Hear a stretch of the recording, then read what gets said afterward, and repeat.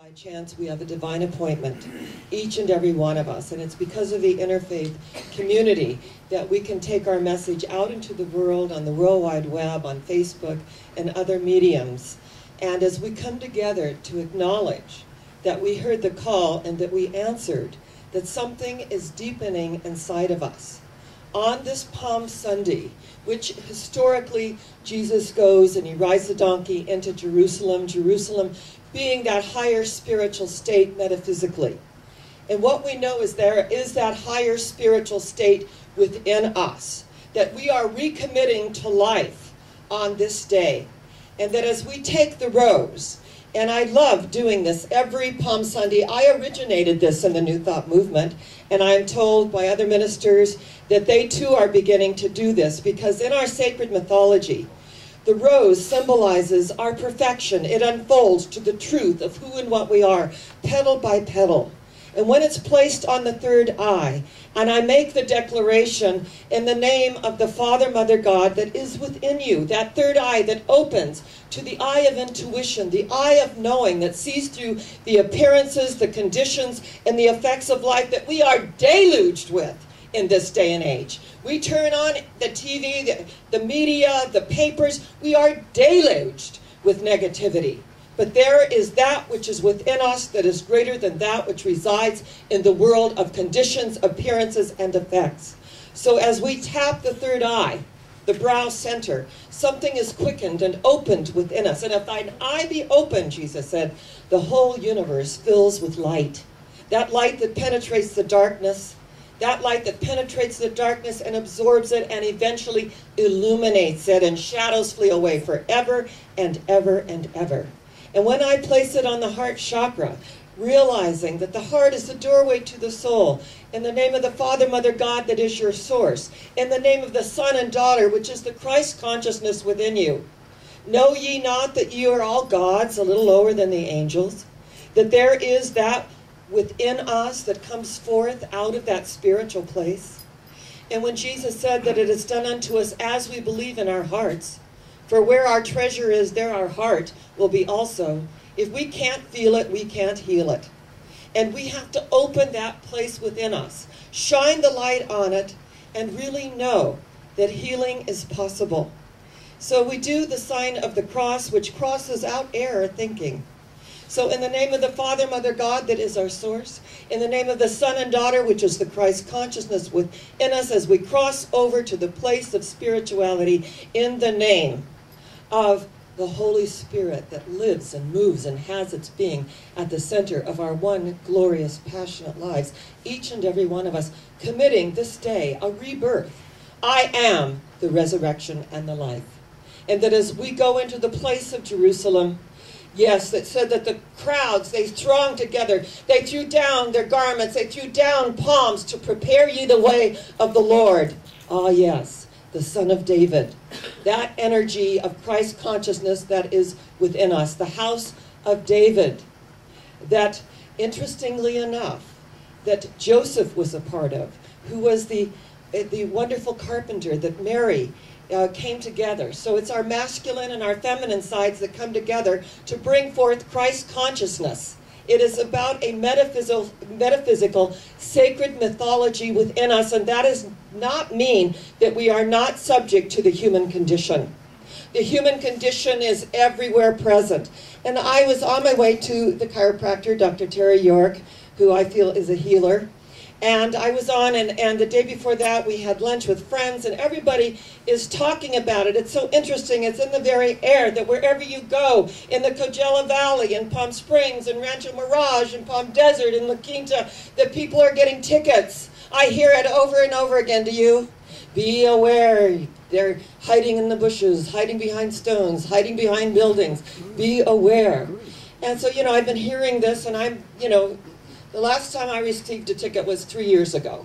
So I'm on my way to the chiropractor. I'm keeping up with traffic, and I'm just about, my jolly way, and then I hear this little siren behind me with the flashing lights, and I just really don't think it's for me. And I went, me? For me? And he goes, for you. So I go up and I pull into the river, and I'm just like, less than a mile to the chiropractor. And I pull over, and he said, do you know the speed limit on Bob Hope? I said, well, when I was on, Bob Hope, it said, 50 or, whatever it is. I'm not really clear, because I felt that I was keeping up with traffic. And he said, it's 45. You went into the 45 zone. And I said, oh, okay, but I would appreciate any consideration you can give me, because I had just come from Eisenhower. And so he, took all my paraphernalia of the insurance and the, everything that we have to show our license. And he was writing out the ticket. And, I am surprisingly calm. I thought, this is a young man. He's probably, I'm old enough to be his mother. And he's, very diligent about what he is doing. And he hands me the ticket, and he says, well, you were going 62 in a 45, and that's what I put. And I said, that's very interesting, because I really was keeping up with traffic. But you know what, I am a minister, and here is a each one, reach one card. Come and see us if you are in Palm Springs, because I think that you really could use it. To be in a profession that hides behind bushes and hides behind stones and buildings, to me, that's a downer. That's an automatic downer.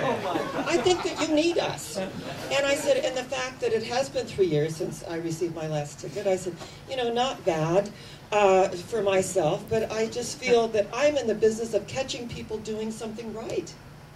I love my work. I love to see people grow and unfold.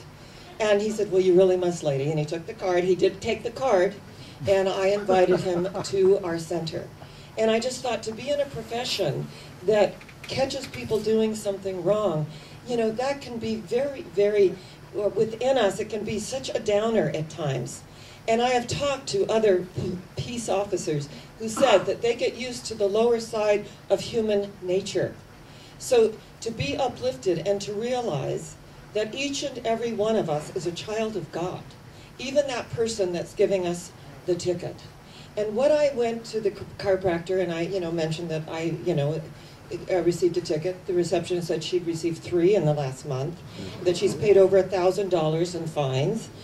And I took her hands and I said, let's now declare all cause, effect, record, and memory of that which no longer serves us is dissolved and returned to its native nothingness, and that we are in compliance with the laws of the land.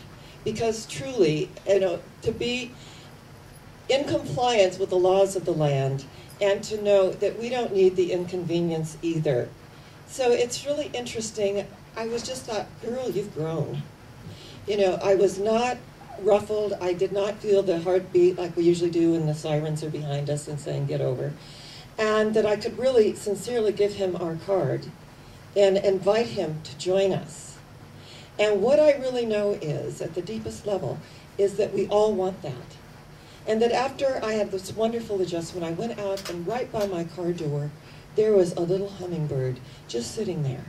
So I scooped the hummingbird up in my hand, and I took it in to show the girls, and I did a little prayer for it, and then it began to flutter its little wings. I took it out into their little garden area, and on a branch, and it fluttered, and it kind of flew, and it fluttered, and it kind of flew, and I thought, oh, it's getting its wings. That each and every one of us, we kind of flutter, and we're not too used to this new way of life. We flutter, we fall, we flutter, we fall, and we flutter, and we begin to fly in a new level. And I thought, how interesting that I received this ticket, and then I come here, and the magic of hummingbird medicine, the ancient shamans state, is magical. That the hummingbird has the energy of life and joy, and the South Americans and the high Andes believe that the hummingbird is the symbol of resurrection. Because in the night, in the cold of the night, it goes stiff and limp and appears to be dead. But in the morning, with the warmth of the sun, it begins to flutter and move and fly in only a way a hummingbird can. And I thought, this amazing blessing that God has given to me with this hummingbird medicine, and the fact that I'm drawing the larger circle. And that, yes, we all have experiences that we'd rather not have. And it's inconvenient, and it's expensive. But as I thought, where else could I live in paradise? I love it here.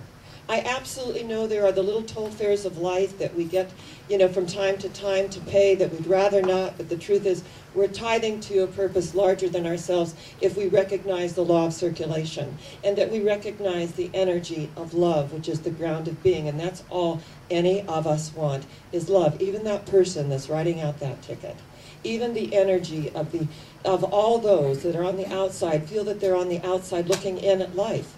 That the moment of recognition, we prepare you the way of the Lord. We prepare you the way of that which is within us. We open the space to allow God to do what God does best by means of each and every one of us. And I saw something so miraculous, and I thought, talk about, I am the resurrection and the life. I saw a beautiful girl in a bikini, and you see her on Facebook. She's just gorgeous, and she's sprinting down the beach, and she has a prosthesis for feet, which I learned are called cheetahs from another, Miguel Serrato, who's a member of our community, also has prosthesis. And he says, I would just go crazy for a pair of those cheetahs so I can run down the beach with her. I mean, this is fantastic. And it was so interesting because on the post it said, a bad attitude is the only disability in life. Think about it. A bad attitude is the only disability in life. As she's sprinting down the beach with her prosthesis, her cheetahs, looking absolutely beautiful. And most of the posts were just, oh, this is so inspiring. This is amazing. And then someone posted, yes, but what about the Holocaust? And what about all the people, you know, this, if the bad attitude is the only disability in life, what about all the people losing their homes and losing their money and going through this and going through that? And she put, you know, how she was feeling about that statement, brought up her unfinished business. And all of the posts, because I left for the day, were so positive and so loving, and say we do not deny that these things go on. These are facts in our society. They are not spiritual realities. And that when we can get that the ground of being is that we are created in the image and likeness of God, even if we were born without feet, or we had something happen in our life, that we can sprint down the beaches of life with these cheetahs, with these prostheses, and know that I am alive, I am here, there is something more for me to do. And then Miguel, he came in on the post and said, this is so inspiring, and that I feel uplifted. Here is the man without feet that feels inspired by this young picture, this young woman in a photograph, and that how it brings up. And so one of the posts were that Viktor Frankl, who wrote Man's Search for Meaning, who was part of the Holocaust, was in Auschwitz. And he said that they could take everything from them. They could strip them of everything, but their freedom of choice. How I will respond to what is happening to me. That even in those circumstances, that there were the gifts of bread, there were the gifts of water, one to the other. There was a sharing, there was the triumphant human spirit, even in those circumstances. Anne Frank, in her diary, said, I believe it's spring within me. I believe it in my whole body and soul. I believe in the sun even when it is not shining. I believe in love even when not feeling it. I believe in God even when he is silent. Who is actually in that situation. At 14 years old, the vibrancy of the human spirit that arises triumphant and victorious.